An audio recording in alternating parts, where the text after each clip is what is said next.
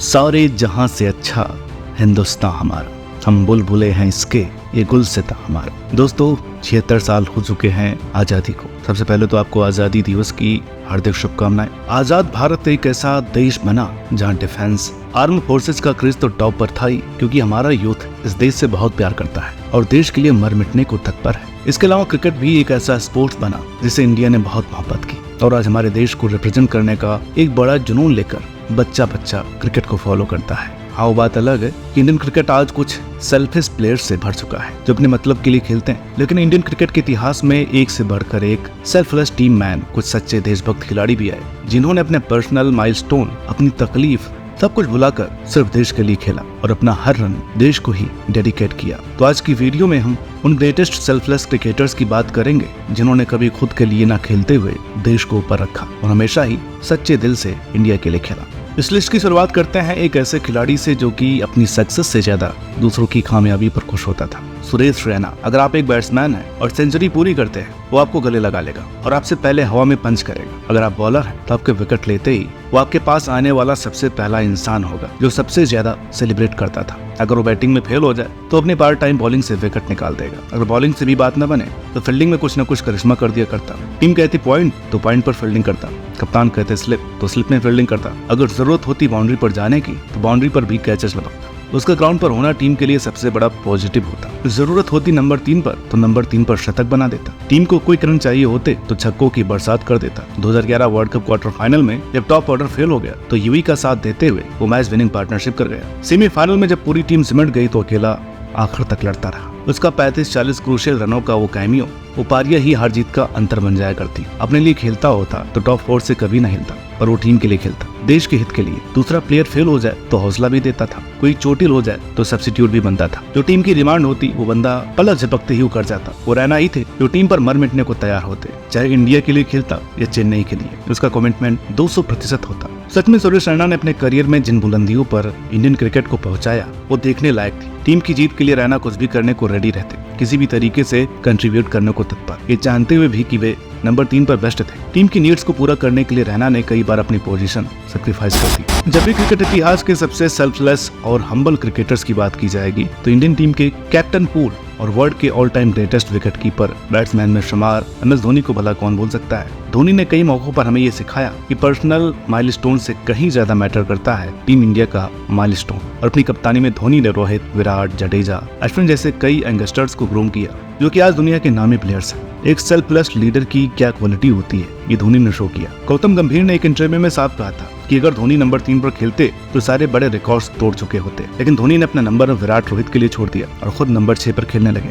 खुद टेस्ट में कई बार 8 नंबर पर भी खेले ताकि यंगस्टर्स टीम में सेटल हो जाएं। अपनी कप्तानी में विराट को फ्यूचर के लिए बड़ी शालीनता से ग्रूम किया और इतने बड़े कप्तान होने के बावजूद बड़ी साइलेंटली कप्तानी छोड़ दी। विराट के अंडर भी खेले, ये उनका बड़प्पन, उनका कमिटमेंट ही था। धोनी ने इंडियन क्रिकेट को निस्वार्थ भाव से सर्व किया। वो कभी भी अपने लिए नहीं खेले, अपने पर्सनल रिकॉर्ड्स के पीछे नहीं भागे, टीम के लिए हमेशा बेस्ट तरीके से कंट्रीब्यूट किया और देश को अपनी पर्सनल खुशियों से भी ऊपर रखा। इसका साफ सबूत दुनिया ने 2015 वर्ल्ड कप में देखा जब धोनी की बेटी जीवा का जन्म हुआ था। वो ऑस्ट्रेलिया फोन लेकर नहीं गए थे, उनकी वाइफ ने रैना को कॉल कर उन्हें इन्फॉर्म करने को बोला था। ऐसे में सब सोच रहे थे कि धोनी अपनी न्यू बॉर्न बेटी को मिलने इंडिया जाएंगे और एक रिपोर्टर ने भी यह सवाल उनसे पूछ लिया, लेकिन धोनी ने कहकर साफ इनकार कर दिया कि अभी मैं नेशनल ड्यूटी पर हूँ, हर चीज इंतजार कर सकती है, बाद में की जा सकती है, लेकिन वर्ल्ड कप एक बहुत बड़ी इंपॉर्टेंट कैंपेन है और मैं नहीं जाऊंगा। इसके अलावा 2011 वर्ल्ड कप में साउथ अफ्रीका के खिलाफ जब हम बुरी तरह कोलैप्स करके हारे, जहाँ हमारे प्लेयर्र्स बड़े शॉट लगाने के चक्कर में ऑल आउट हो गए थे, तो धोनी ने साफ कह दिया था कि आप क्राउड के लिए नहीं अपने देश के लिए खेलते हो, हमें पूरे 50 ओवर खेलने चाहिए थे। अपनी गलतियां मानकर टीम की इंप्रूवमेंट करने में धोनी माहिर थे। उन्होंने भारत को कई तगड़े सुपरस्टार दिए,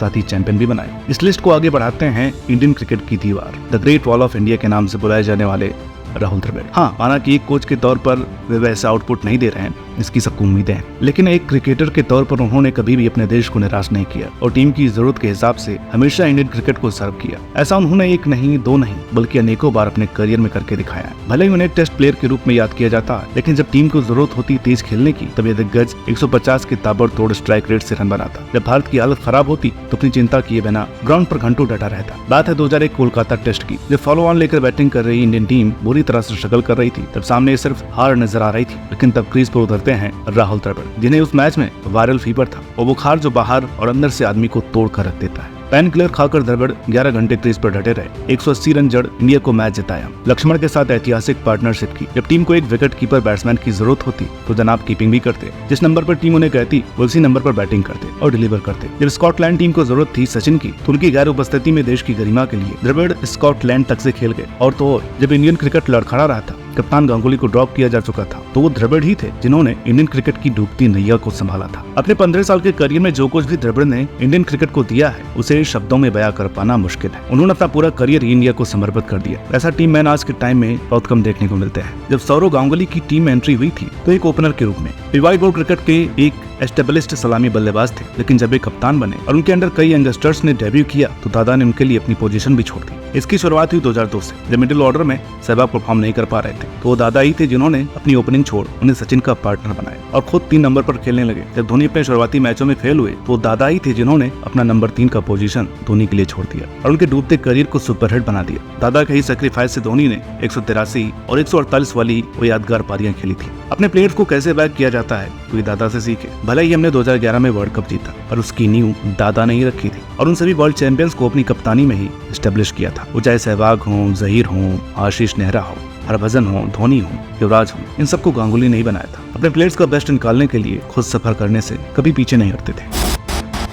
साल था 2010, जब एक फॉरेन टूर पर मुझे बहुत खांसी आ रही थी। कई बार मुझसे खून भी आ रहा था। सोचा था कि इंडिया आकर टेस्ट करा लूंगा, पर यहाँ पहुंचते ही हमारा वर्ल्ड कप का कैंप शुरू हुआ और मैंने टेस्ट नहीं कराया क्योंकि मैं जानता था कुछ तो सीरियस है। लेकिन सबकी उम्मीदें हमारे ऊपर थी। पूरे देश का सपना था कि इस बार हम वर्ल्ड कप जीते, तो मैंने टेस्ट नहीं कराया और वर्ल्ड कप खेलने का फैसला किया। हालांकि मेरी हालत आगे बिगड़ती गई। कई मैचों में रात को मुझे नींद नहीं आती थी। वेस्टइंडीज के खिलाफ बीच मैच में मैं खून की उल्टी कर रहा था। तभी सबने रेस्ट करने को कहा, टेस्ट कराने को कहा, पर मैंने कहा नहीं, मुझे इंडिया खेलना है। हौजी भी तो गोली खा लेते हैं, हम भी खा लेंगे। क्या हुआ, थोड़ा खून ही तो है और हम वर्ल्ड कप जीते। मुझे 4 मैन ऑफ द मैच मिले, प्लेयर ऑफ द टूर्नामेंट। 29 की उम्र में मैं इस दुनिया की बुलंदियों पर पहुंच चुका था, अपने करियर की पीक पर था। लेकिन तभी मुझे पता चलता है कि मुझे कैंसर है। डॉक्टर कहते हैं कि आपको सीरियस प्रॉब्लम है, लेकिन मैं झूठ बोलकर इंग्लैंड खेलने चला गया। इसके बाद हालत और बिगड़ी तो कीमोथेरेपी करानी पड़ी। डॉक्टर्स बोले कि अगर आप बच गए तो 2-3 साल बाद इंडिया के लिए खेल सकते हैं और मैंने 6 महीने में वापसी की, दोबारा इंडिया के लिए खेला। दोस्तों, ये थे क्रिकेट इतिहास के सबसे बड़े टीम मैन युवराज सिंह, जिन्होंने अपनी कैंसर जैसी घातक बीमारी को भी